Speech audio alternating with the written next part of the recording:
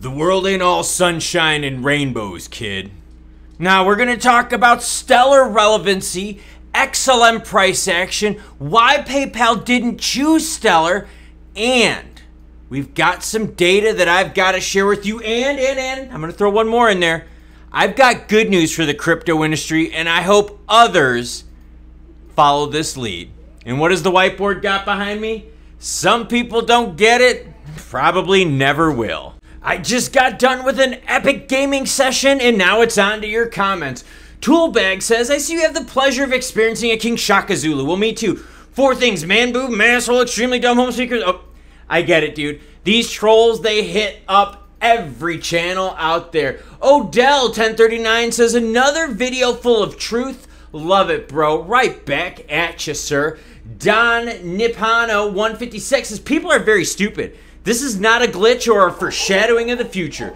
This is a smart XRP holder who set a sell limit at 50 bucks. Just like when I sell $500 laptops on eBay for $1,500 and some fool actually buys it. Bitcoin sitting at 29,359, waiting for the SEC's ETF word. ETH 1842, no love as it's been under 2,000 for quite some time. XRP 62.8 with XLM, the highlight of the show, sitting right now at 13.8, down 0.5% last 24 hours.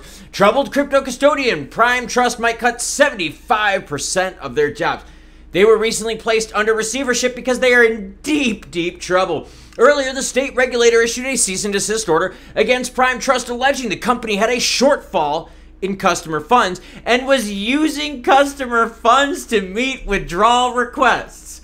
Whoa, is that bad? And we've seen that a lot in the crypto industry. In fact, FTX and Alameda, isn't that what was going on there?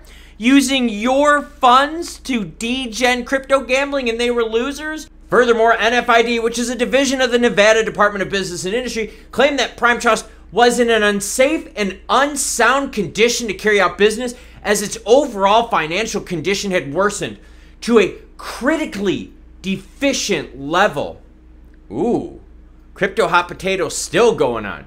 Speaking of things going on that are bad, crypto exchange Huobi holds on for dear life in a roller coaster week. That's right, everyone. Huobi is having some problems as outflows now have reached $100 million.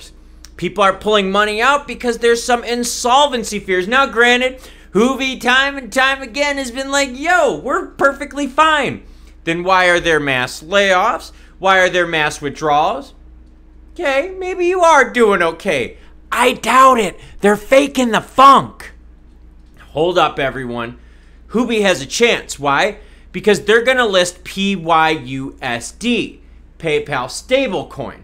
But before I get to that, I want to talk to you about something that I hope the rest of the crypto industry takes note on. And this is actually a good story for those of you out there that are like, Klaus, you only bring the bad news. Well, in a bear market, it is mostly bad news, but I have a good part of this. Just Curve Finance says it will refund affected users in post-hack update. Oh, so that's what I've been saying this whole time. We need some sort of insurance, right? Some sort of equivalent to FDIC insurance, but honestly, who would touch crypto now with how risky it is, considering crypto has been hacked to the tune of $67.7 billion? Those would be some really expensive insurance premiums.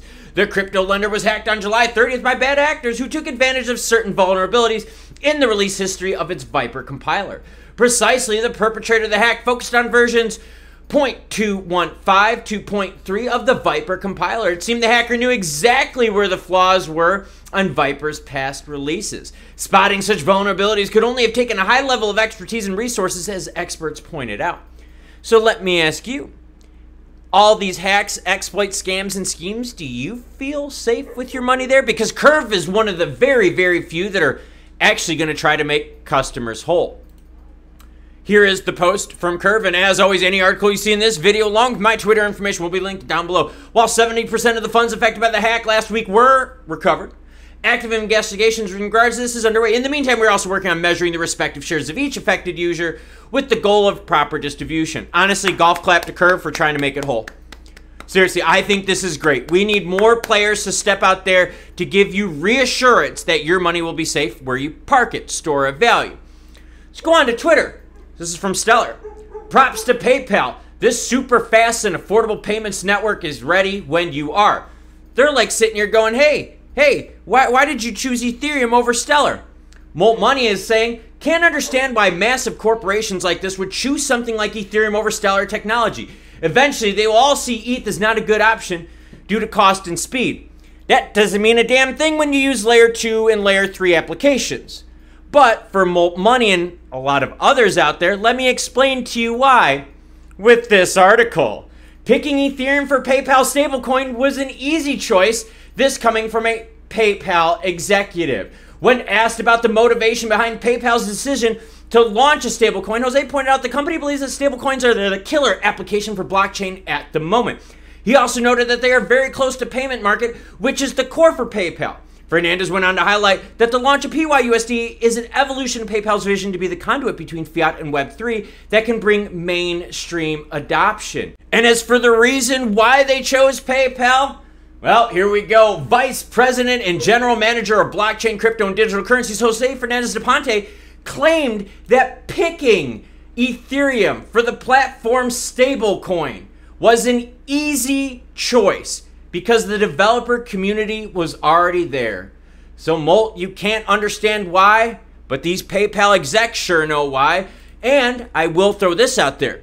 That PayPal exec, though, did say one thing that may give you all a glimmer of hope. So if you want a dose of hopium from maybe the dealer that doesn't deliver hopium, I'm not a hopium dealer, I deliver the news. They said that they will be looking at expanding to other chains in the future. But again, the reason they chose ETH, and even said it was an easy choice because the developer community was already there.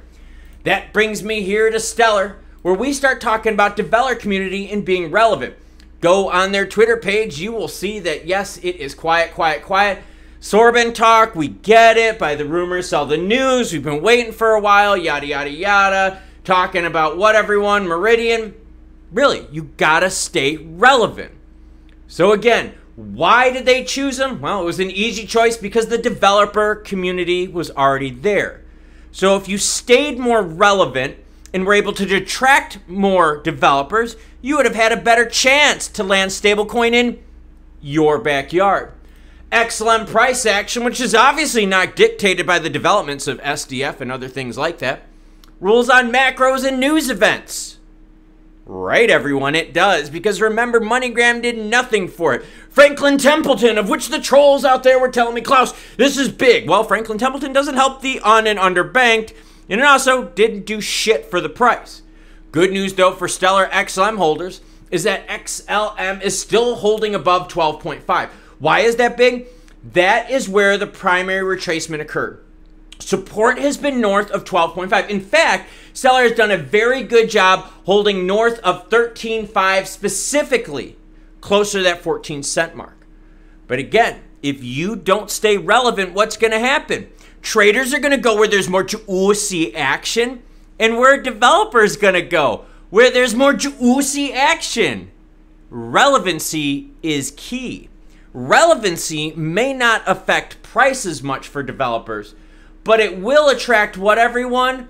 I don't know, the likes of PayPal wanting to, you know, use your chain?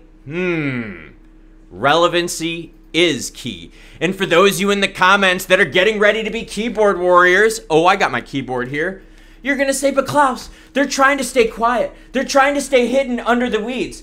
How well did that work for you, girlfriend? Because PayPal even said, sorry, they had a better developer community. The world sure as shit ain't all sunshine and rainbows, and we're seeing it now as ETH was the one that garnered the attention. Not only did they get the protection from the government, because obviously the government has been going after ETH, even though they're blatantly obvious with their staking program. Remember, Gensler out there was like, yo, anything that has to do with yield, that's a securities violation, except for ETH. So, not only was, yes, the developer community there for Ethereum, but Ethereum is getting the golden ticket. So for the content creators out there that always want to publish the bullish news, everything is bullish, bullish, bullish, sunshine, rainbows, unicorns, and hold up, everyone. Imagination. The real business world works on relevancy and making shit happen. Doesn't mean, though, that PayPal PYUSD isn't going to be run on Stellar sometime in the future, but Like Jose Fernandez de Ponte said, it was an easy choice. And that's a quote. What am I doing today? Hanging out with my daughter who's in town. I already did my workout, so I got the recovery drink. Might even stretch a little bit later. Hang out with my imagination friends. You cool cats though? Well shit, I'll catch you all later. Stay relevant, everyone.